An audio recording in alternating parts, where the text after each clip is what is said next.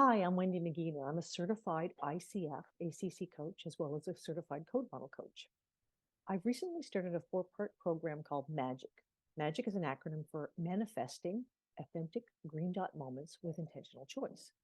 Now, a green dot moment is a term you may not have heard before. It really is an aha moment or some realization that you made where you learned something that you didn't know you didn't know. And it causes a shift for you to change paths in your life, perhaps, or to live your life in a different way. With that in mind, I decided to chat with people who have had green dot moments of their own. If you'd like to learn how to make some magic in your own life, get in touch. And please stay tuned and listen to my next conversation. Thank you.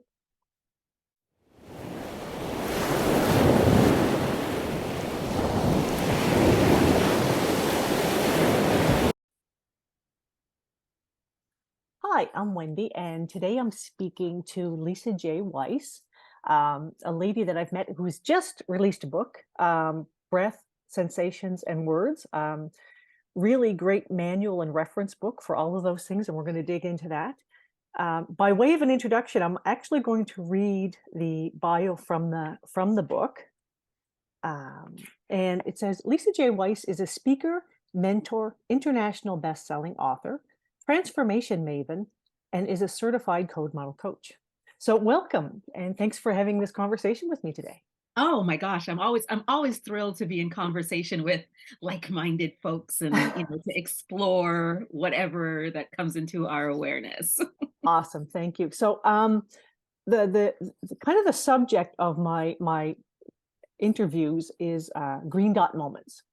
Right. And for me, that means learning something that I didn't know before. Um, so maybe we could start there and use that as a jump off point. Yeah.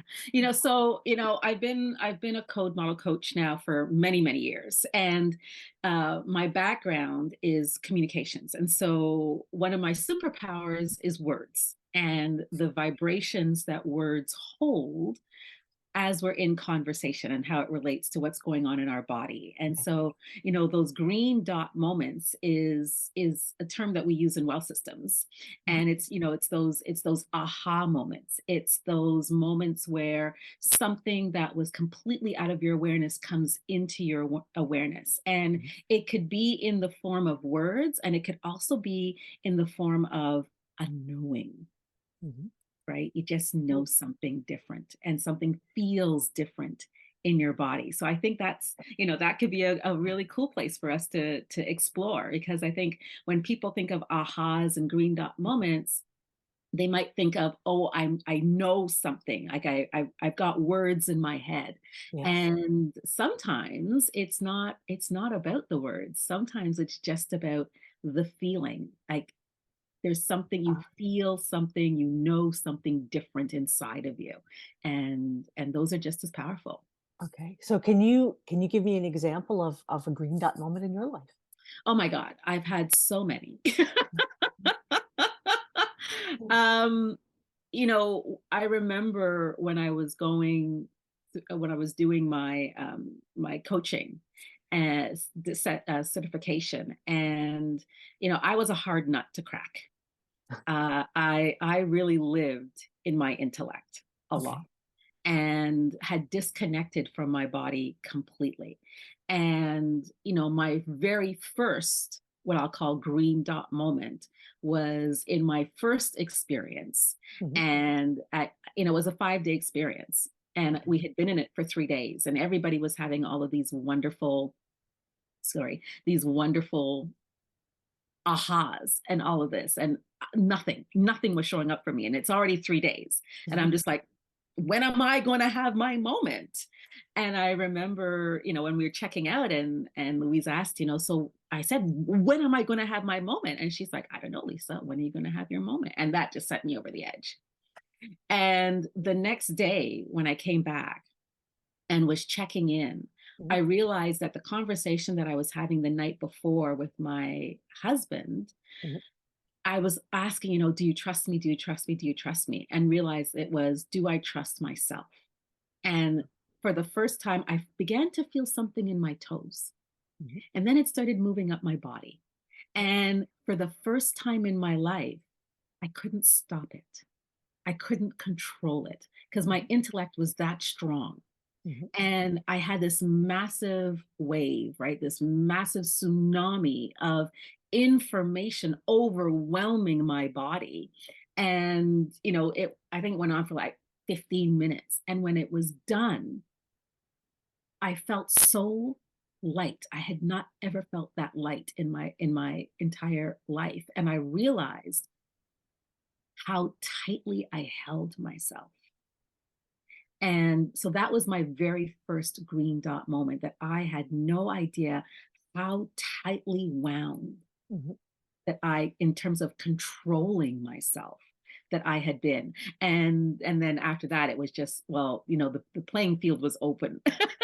After that, for so many more green dot moments in terms of who I believe myself to be, Mhm. in terms of feeling worthy, in terms of knowing that I wasn't actually evil, that I was a good person, right? Mhm. Like all of these things. And, you know, my green dot moments are sometimes in the form of, oh, I've discovered something new in terms Mhm. of information. And many times it's, I have this wave, my body processes massive amounts of information, and then I feel different. I see my world differently. I hear things in my world differently. Mhm. And that's my green dot moment, because I literally see and hear through new eyes and new ears. That's incredible. Now, I had a very similar experience. I think 2017, I started my journey in wall systems with Holly in Nova Scotia. And I love the fact that you use the term wound tight. I always say I was wrapped way too tight. And when you first had that experience, did you have words for it at the beginning? I had no words. I had no words. Like it was literally like a tsunami moving through my body. Right? I mean, there were no words. And, I- that is the beauty of the work that we do, Yes. right? Conversation is important Mhm. to get to the point where that information begins to move in the body. And then we stop talking. Yes. And, it was the first time where my intellect couldn't override my body. And so that release, there was no content associated with it. Mhm. It was just, I felt so different. And I didn't need to know what the content was, Mhm. right? Over the years, then, I would have these moments of going, oh, this is what that is, or oh, this is what that is. But really, in that moment, Mhm. how I felt was the information. It was, oh my God, I feel light. Like I had no idea this is what light felt like. Oh, awesome. Yeah. And how easy is it to maintain that feeling? Well, it's a constant, right? Once you start this journey, any journey where you're looking at finding out more about yourself, it's a rabbit hole. What do you call that? Alice in Wonderland Mhm. moment when you go down that rabbit hole, because it's a continuous journey. I am constantly discovering new things about myself because it's layers. Yes. And as one layer gets processed and metabolized, then it creates the space for the next layer of information to Mhm. present, for me to find out, and for my clients to find out, okay, what's the next thing? And so it really is a never ending journey. And this is why these conversations are so important. So I am always in these conversations, because my growth and development is important with the work that I do with my clients. Because if I stop growing, then I become, not as effective with my clients. And so Because it's really important. we can only work with our clients to the degree that we've dealt with our own stuff. Exactly. Yeah. It Exactly. opens us up to all those good questions and that sort of thing.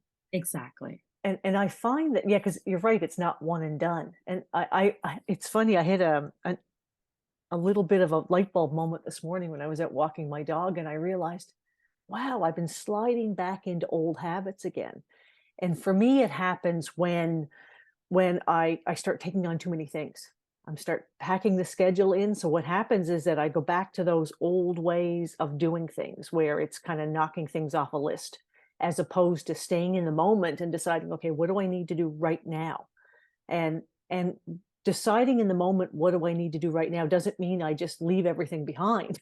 It means I mindfully choose what makes the most sense for me in that particular moment. And Absolutely. and I love the fact that you use that you use the term light because there is a lightness to it. It's all of a sudden that feeling that wow, life doesn't have to be that hard. We Right. just kind of get out of our own way. Right, exactly. And it is, because we know patterns and habits. Mhm. And the pressure for ourselves and the pressure from life around us wants to put us back into those patterns and habits because it's predictable. Yeah. And I remember when I started the journey, this is an unpredictable journey. This is a breath by breath, and learning to be gentle with ourselves, Mm. learning to know, right, I'm going to fall into old patterns because that's what I know.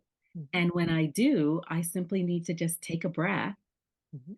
bring myself in, and then make a choice. Yes. And it doesn't matter what I choose, right? Because every choice we make in the moment is perfect in that moment that we make the choice. And so remembering that and being gentle with ourselves, I think, is one of the biggest hurdles Mhm. for us to overcome when we start these journeys. Because when we begin to learn something new, it's like, oh, I know this now, so I should be this way, Mhm. right? And so eliminating, of course, I go back to words, Yes. eliminating certain words out of our vocabulary for periods of time until they have a different vibration Mhm. is part of the work. So what happens if I take the word should out of my vocabulary? What happens if I take the word try Mhm. out of my vocabulary? What happens if I take the word or out of my vocabulary for a little while? For me, it presents an opportunity and an invitation to stand in the now Mhm. and choose what's Yes. meaningful, right? Yeah, Yeah. without judgment. Yes. I actually I never thought about taking the "or" word out before, but when I feel "should" bubbling up in me, I know that I've got a flag that I have to okay, what's going on here? Have Right. to is another one for me. That word "but" is another one Right. 'cause it Yes. negates everything that's said in the first part of the sentence. Exactly. And it flies out of our mouth, right? It's so part of our lexicon, right? That we don't even hear it. And I'm on a crusade now to eliminate but. Yeah, I had a chat with someone actually yesterday, Catherine. We were in a little group discussion, and I was very mindful of the fact that she was choosing "and" when she was speaking, because I am still finding myself like that butt sneaking out, and, no, Yeah. that's not what I mean. And Right. And in that moment of when you hear it inside yourself, it becomes the invitation. Am I willing to take a breath and reframe in that moment? So I am constantly in a conversation and I hear it coming out of my mouth. I stop, take a breath, and I literally, in that moment, I reframe it. awesome. And I reframe it with the and I reframe it with another word or whatever it is that comes up for me in that moment. And that's the journey, right? Yes. It's and until I know when I say but, it Mhm. carries a different vibration, right? And until that day, I'll keep reframing. Awesome. You mentioned that your intellect was very strong, Mhm. and I can completely relate to that. So, did was it an easy journey for you to mindfully be aware of these things in Hell each no. moment? Yeah. Absolutely not. Okay.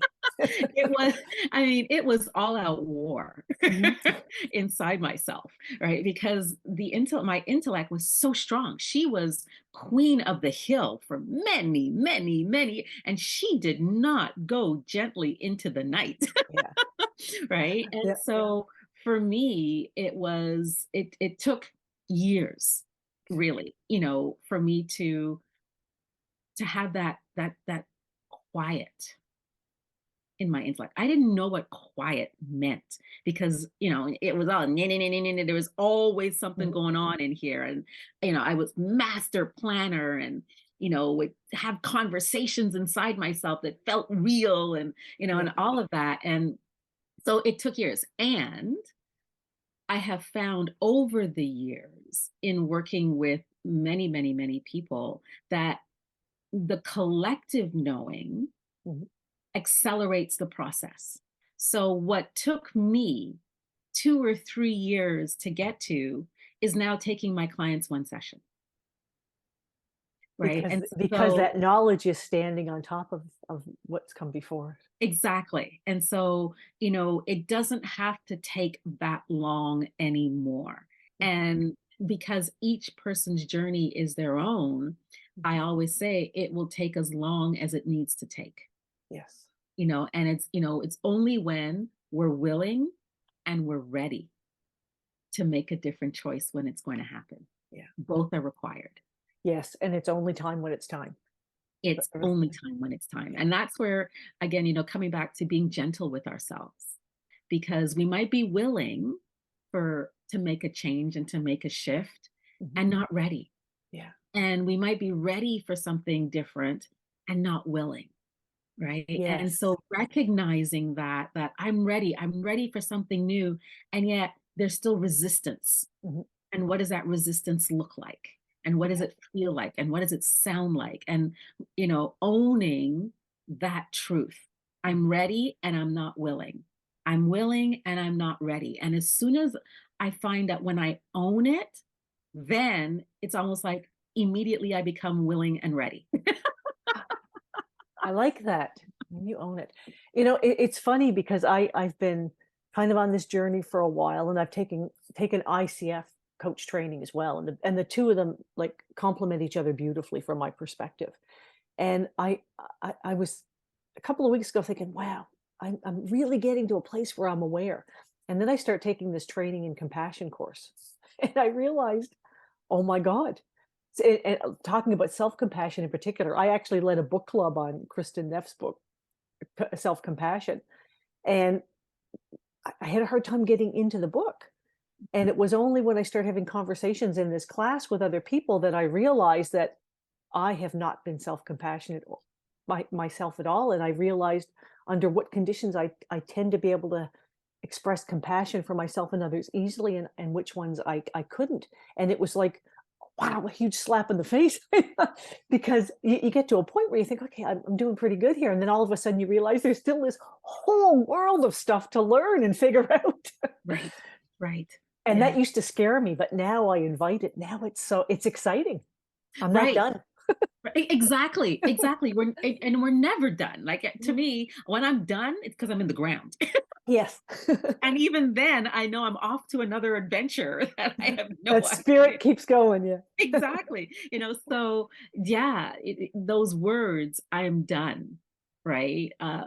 Rarely come out of my mouth because as soon as I say I'm done with something, I know I've just opened up the invitation for something to come slap me behind my head to say, oh, you think you're done with this? Oh, really? Not so fast. Not so fast there, Missy.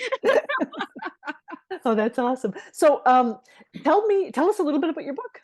Oh, so the book, it's such an interesting journey, right? I mean, for years, people were after me, Lisa, when are you going to write a book? When are you going to write a book? And I was like, I have nothing to, so what am I going to write a book about? And I was fortunate enough to be on a training with some amazing coaches in Ottawa, and an opportunity arose to write a chapter in a book. Mhm. And I thought, oh, okay. And I did. And it wasn't hard. Like it was actually quite easy. And I thought, oh, okay, maybe I do have something to say. Maybe I will take on writing a book. And I was fortunate enough to have people in my world that allowed me the space to write. So, a very good friend of mine became my team coordinator, took on a lot of my social media for me so that I could have the time in my day to write. And so it took a year. It took a year for me Okay. to write. And so basically, the book takes the basics of breath, the sensory cues in our body, the sensations, and the words, and how they all work together. So in the breath section, I introduce the four elemental breaths: Mhm. earth, air, water, and fire. In the sensation section, I speak to the different parts of our bodies and the sensory cues that get activated inside of that. And then how do we use breath with the sensory cues? And then, of course, in the words section, it's introducing people to the everyday words that we use: try, but, Mhm. or, to how it feels in our body and what happens when we bring it all together, right? And so it really is, it's like an introduction for people to begin the exploration of, oh, breath, like, what is breath and how do we use breath? And just even, so many people don't even know that there were four elemental breaths. Like, there's all different ways to breathe. Mhm. And if we can just know the elemental ones and start to play with those, it could be life changing. So for me, it's really an invitation. That was really, surprising to me when I first learned about them, that you can actually use your breath to change your state, because I had no idea how often I held my breath.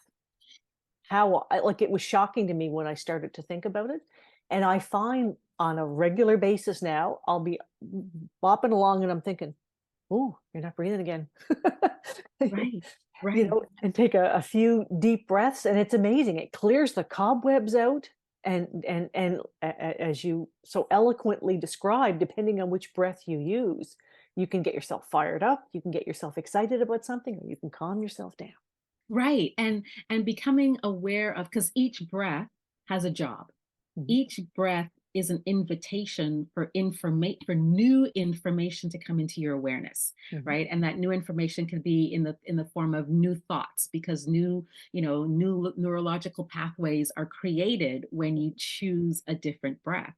And so the invitation is to begin to play with them. So I'm in this particular state. What happens if I engage in air breath? What happens if I engage a water breath?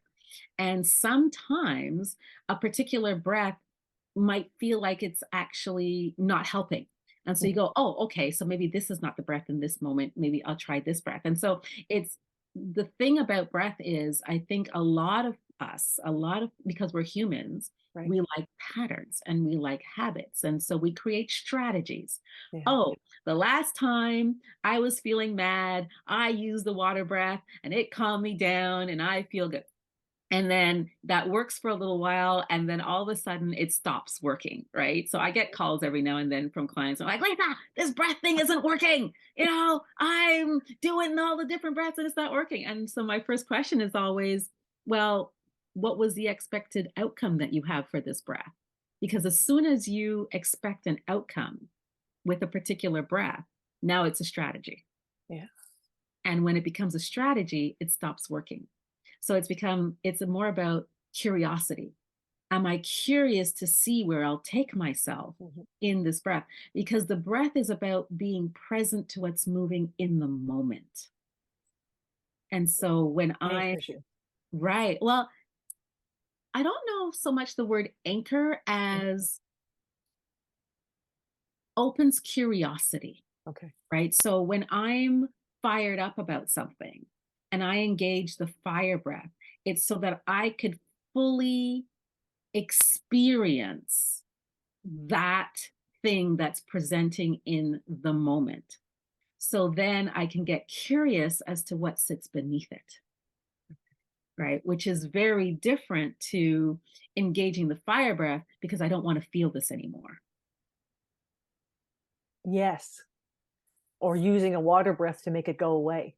Like, Right, right. just Or an earth shove breath it to back, calm it down. shove it back Right. down, yeah. Exactly, right? So, and this is what the book is there for. Like, it's really an introduction so that people become aware of, oh, there are four breaths. Mhm. Each of them has a job, and am I willing to get curious if I engage a different breath, where I might find myself.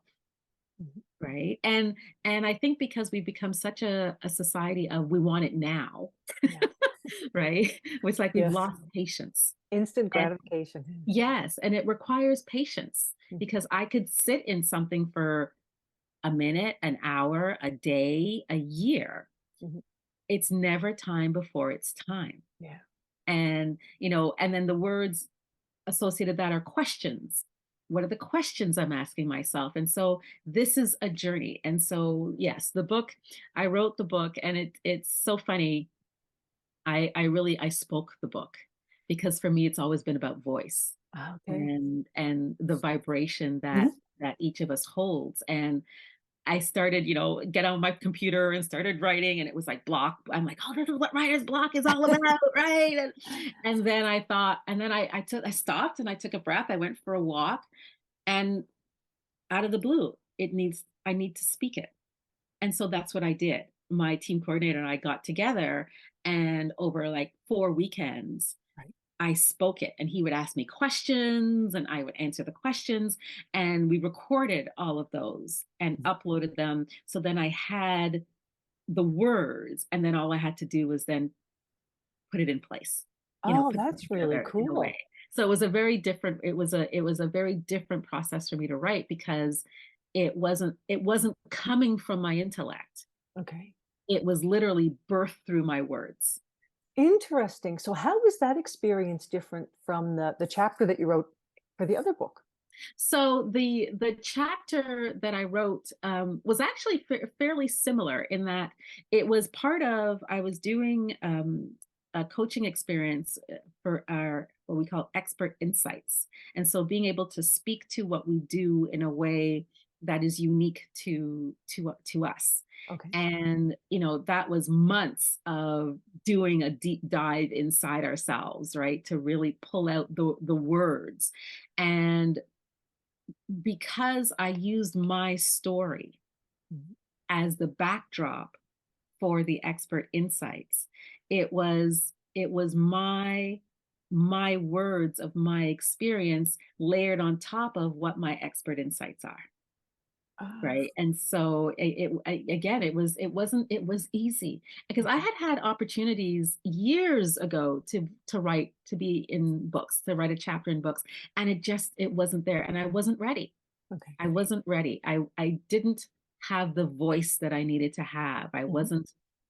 I don't think I was sufficiently grounded in myself Okay. to be able to own everything is mine at that point. And so it wasn't until that moment. And then once I own that, it's like, oh, I do have something to say. And now all of a sudden, oh, I've got another idea for another book. Oh, that's awesome. Mhm. So I'm curious about when you first came to Well Systems. What was the impulse that brought you here? Oh, it's so many years ago now. My life at the time, I was living the perfect life and I was dying and I didn't know it. And it was a series of events. It was I had attended a women's gathering event Mhm. that Sheila Winter Wallace, who you had on before, Yes. was hosting, and I went to it. And during this conversation, my body started to vibrate. And at the time, I had Oprah Winfrey was like interviewing uh, oh, what's his name, Eckhart Tolle, and so and the secret was coming out, and what the bleep do we know was like all of these things were starting to rise to the surface. So I was reading like all these things, and so I went to this event and my body started to vibrate, and I was sitting beside this woman who I had no idea was the owner of Well Systems, of the space where we were in. Okay. And literally, like maybe a few days afterwards, she sent me an email. She goes, "Hey," or she called me. She said, "Hey, we were sitting beside each other. Would you like to go for tea?" And we started meeting for tea and having these conversations. And I couldn't tell you what we talked about. I just knew I felt different afterwards. Uh, And so this went on, like, to be honest, she worked on me for 9 months. I was a tough nut to crack because again, I was living the perfect life. There was nothing wrong with my life. Yeah. right? And I had gone to a retreat that a girlfriend of mine was doing, and something cracked. And of course, I had been in conversations with Lise for 9 months, Mhm. right? And something cracked, and she was running her decloaking like Okay. 2 weeks after this. And I got home and I sent her a note and I said, "Is there still space?" Mhm. And that started me on my journey. I haven't looked back since, and that was in 2009. Okay. I'm curious about the triggers that kind of bring us to something like this, because I went through a burnout, and that's when I first discovered, like, talking to a friend of mine who had kind of gone through a couple of the programs. Mm. And it seems and I have a real curiosity now to speak to women in particular that are looking at those big changes in their lives, or feel stuck in some way, and they're trying to figure out how to navigate forward, because the way that we live our lives is all about the shoulds and the have tos, right? Like, Mhm. this is the way, this is what we're supposed to do to be happy. And sometimes we just have to step outside that mold, and figure out, I think not even sometimes, I think that's what we all should be doing, is figuring out what is authentic for ourselves. I think the Yeah, world would be just such a marvelous place if we all figured out what's inside of us, that magic that's inside of us, that we all have. We do. a- absolutely. And, I think for many people, that is the journey. Something happens Mhm, that activates, oh, I'm not happy, or I want something different and I don't know how to go about it. mhm, And really for me, it it wasn't that, because I truly believe my life was perfect. I was great. I was married to a great guy. I, had my own business. We lived comfortably. Our families got along. Like, there really wasn't any. I was living the perfect life. And it wasn't, and then all of these things, because things I was reading, I remember he asked the question. He goes, there's got to be more. And that question, I got curious.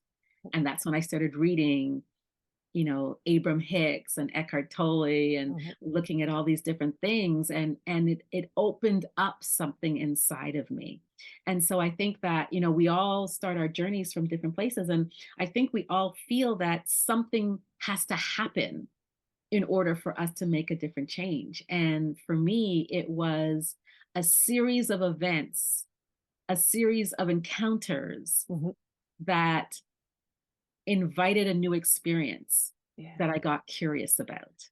So, I couldn't say I was burning out, and I couldn't say I was unhappy, and I couldn't Mhm. say, I knew I was unhappy because I had gone to see a woman who read my palms. And Mhm. at the end of the session, she said, "You're not happy. And if you can figure that out, you'll be fine." And I went, "What?" And then it hit me like a brick wall. I didn't know I wasn't happy. I didn't know I wasn't happy until someone said it to me. And then I went, Interesting. how could I not know? And then I realized that's because I was always happy Lisa.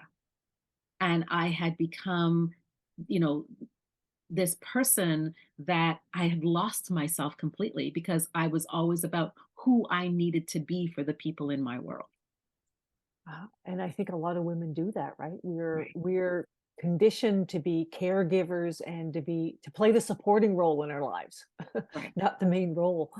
Right. And again, right, this is where I was kind of the anomaly, because I'm a strong, independent Mhm. mind, thinking woman. And I hadn't realized that I had gone, like, I had was making choices where I was actually dimming my light, dimming my light, dimming my light, dimming my light. And I hadn't, it was like such a slow process. I hadn't even realized that's what was going on, um, Interesting. with That me. Yeah. I like the fact that you used the word light again too, dimming your light. So Mhm. when you feel lightness now, you're talking about what, not just like heavy versus like weightless, but bright as well. Absolutely. Absolutely. And I think when we when we live our lives a certain way, and it becomes part of who we believe ourselves to do. When we're confronted with something that it literally hits us like a brick wall, Right. it becomes, okay, am I willing? Mhm. Am I willing? Am I ready? Because, there are lots of people who are willing, who want something different, and they're not ready to make the choices that they need to make in order to make that happen.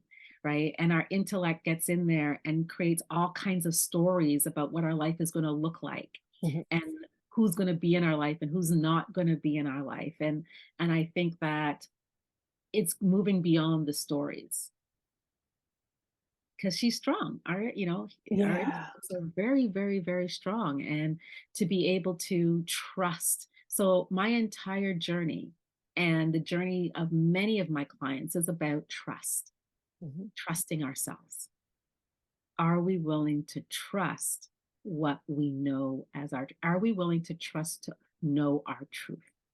Yeah, and that can be a tough one because there's a whole school of thought that says, "Don't trust yourself, look outside yourself. People outside you are gonna tell you what you should and can be doing."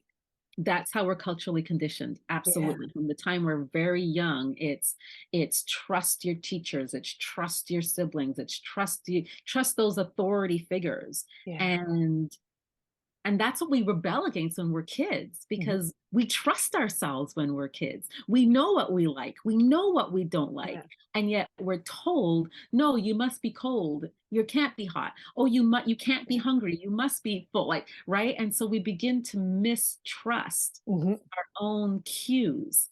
And so this journey is really about getting back to that place of trusting that internal cue, which is what I call leader self, the leader, that capital S self that leads me, to Mhm. trust that more than Yeah. anything else. And it's almost like reviving that inner child. Like I was it occurred to me the other day that by the time I realized I should be looking internally and internally referencing, I think my inner child was on life support by then because I had ignored it my whole life. No, that can't be right. That can't be right. This is what I'm supposed to be doing over here.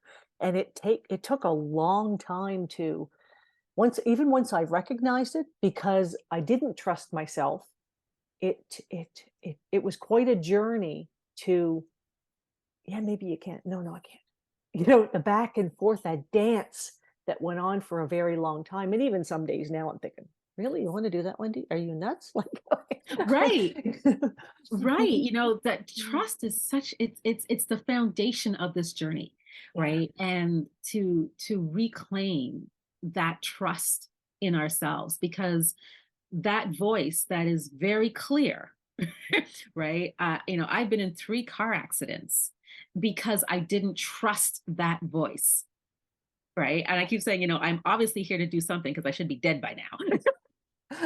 And I'm so glad that you are. Right, right. And it's always so clear. It's, that gut, that never more than 4 words kind of thing, right? And where we then talk ourselves out of, Yeah. because of our experiences, because of our obligations, because of, all the other things that are there. Mhm. And to really trust that voice when it says, get off the highway, when Yeah. it says, stop, when it says, go, when a name comes into your awareness, and it's like, drop everything and send that person a note or Yeah. call them, right?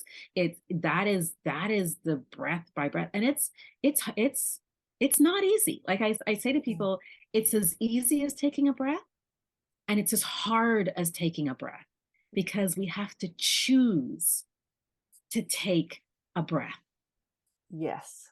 right? All about choice. That's where the power It's is. it's and trusting every choice we make is perfect, Because we're all on our own journey, and right? we're not we really don't wanna be comparing ourselves to what other people are doing. Right. And yet we live in a culture that is all about comparison. Yeah. Oh, It's look at social all media. How many likes do you have? How many followers? It's right, yeah. right, and I often find myself falling into that trap, and I have to take myself off of it, Mhm. for a while and go, okay, why am I doing this? What's meaningful for me to put this out there, Yeah. right? And have that be enough Yeah. because it's meaningful for me to put it out there. Yeah. And if it happens to impact someone, icing on the cake. Yes, exactly. And what I found too was that how um how deep the programming was. Like I would get to a point where I'm thinking, okay, I'm going along and I'm doing okay. But then, and I would feel good, but then my language would betray something, some belief that I hadn't quite kicked to the curb yet. Hmm. Like I'll use Hmm. and that's where you talk about the words in here, where the word like but will come in or should will come in, because as much as as we can get mindful, like it's tough to be mindful and in the moment every single minute, because there's some, Absolutely. there's so much habituation, and some of that habituation is good. I mean, it means that we don't have to think about every single step we take when we drive our cars, kind of Right. thing. Right. But it's easy sometimes to fall back into, okay, no, I don't have to worry about that part now. But usually when you get those impulses, those are the exact things. That's the conversation you stay in. What's going on here? Exactly. And what you're just saying is so important. That's the conversation we stay in. And it requires a conversation. And it requires a conversation other than with myself. Yes. And Right. Because that might have been the biggest challenge for me, because I tend to be very independent. And like I'll read stuff and then I'll know it, and but you cannot do it. You got to peel back the layers. And when we're in conversation, you will say something that will, like, boom, oh wow, that's really cool. And we kind of it's like you spoke about earlier, where your clients can do things in an hour now that may have taken you like 2 years, right, because now you like you can you almost deliver some of these messages by osmosis. Like it right, just, once we start to model something and to be something, we're contagious. Other people right, can't help but pick up on that. right. And it really is that willingness to oh, what's the word I'm looking for? Our willingness to not know what we know. Yes. Oh, yeah, because I knew it Mhm. all. I totally knew it all. Right. Like I remember seeing a therapist years ago and having a conversation, and she said, I was talking about something that was going on at home, and she said, "It seems like everybody around your table, your whole family is sitting there and they're all tied to the chair and duct taped. You're the only one having the conversation, and you're playing all the roles.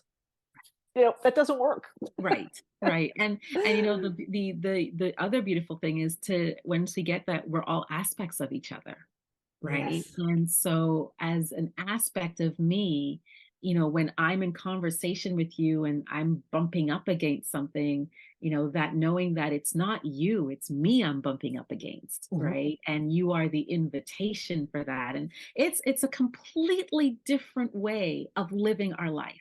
Yes. Right? And that requires patience and it requires tenacity and it requires courage, Yeah. Not to right? give up on ourselves, but oh, so worth it. Like I like, again, that term light that you use, because I feel a lightness now that 5 years ago I didn't even know was attainable. I had this belief that life was hard. Like, Yes, you've got responsibilities, you've got things that you have to do, and then you got to do all this stuff for all these other people. And then we have these beliefs, values, and attitudes that just shut us down right, and make right. our lives hard. Absolutely. And so to become aware of, like I said, just the elementals, breath. Yeah. Am I willing to play with my breath? Am I willing? Oh, I notice that I'm holding my breath. Like I lived my life like that for many years and then going, okay, today I'm going to engage the water breath Mhm. and see what happens when I engage the water breath throughout my day. And so sometimes, we have to employ strategies. I might set the timer on my clock or something. Mhm. And when it goes off, I'm checking, oh, okay, let me engage the water breath and what choices am I making in this moment? And catching myself in conversation. Okay, how many times did I say "but" today? And right, Mhm. and just get curious about all these things. Right, it's curiosity. Curiosity is key. for all. Absolutely. And I like the chart that you put in the back of the book, a reflective moment where you talk about words and reframing. I love this because it's like we talked about that word but, use the word and. But one that really struck me is high maintenance. I use that one a lot. Sometimes about myself, sometimes about other things, but I use it a lot. And I love the reframe of worthy slash clear. Like, Mm. that person is worth it as opposed to that person is high maintenance. That was a that was a green dot moment for me. I hadn't thought about that one. Because in writing the book, there's so many words that we could use, right? And again, I thought of myself and what are some of the words that had been used, I used for myself and that others have used for me, Mhm. and yeah, and to reframe it so that you know that it works for me, Yes. right? And owning that truth. So this, the selfish, am am I high maintenance? And to Mhm, be able to say yes, yes, because I know I am choosing what's meaningful for me. mhm. Right. And so now when someone says, oh, you're high maintenance, I say, absolutely. Right. I completely understand. My husband said to me a couple of months ago, "You've changed." And I just said, "Thank you for noticing." Exactly, exactly, right? And that is what I love about this journey is we get to play and we get to own like, oh yeah, that is yes, yes, absolutely. I own all of that. Oh. Well, this has been absolutely a delight. I wanna say thank you so much, Lisa. Where is your book available? So my book is available on Amazon, Okay, both Amazon's worldwide. I've given it okay, worldwide distribution. okay, And so you can find it on Amazon, and yeah, I'm hoping to have it in bookstores as well. okay. And so as the weather gets warmer, I'll be out doing book signings and things like that. And Awesome. I hope yeah. it does go world wild for you. So, any last thoughts before we say goodbye? Well, I think that I want to thank you for the opportunity to have to be in this Oh, you're so conversation welcome. with you, and my invitation for others, for people who are listening to this, is these conversations are the ones that change our world. They change our life, and we were talking about, it takes courage Mm. to be in this conversation, to be able to express the truth of our experience simply because it's what's there for us to express. And so I really want to thank you for the invitation, for being in this conversation, for hosting these Oh, conversations, you're so and welcome. and for sharing them, because I think people need to hear how these conversations can be had. Absolutely. And with your permission, I'll put your website information, Yes. underneath the video so that Absolutely. people People can can see it. find me at lisajweiss.com. Okay. And, I'm always running different programs. I have introductory programs. I have a 7-week program. I run group programs, and people can work with me one to one. And I also work in organizations. And so it's about shifting the conversation that we're having with ourselves and others in organizations, and what I call leader self as Okay. opposed to leadership. Like, how do we develop the leaders? How do we lead ourselves and then become the invitation for others to lead themselves as well? Oh, I love that. Thank you so much. I really appreciate this. You're very welcome. Thank you. I think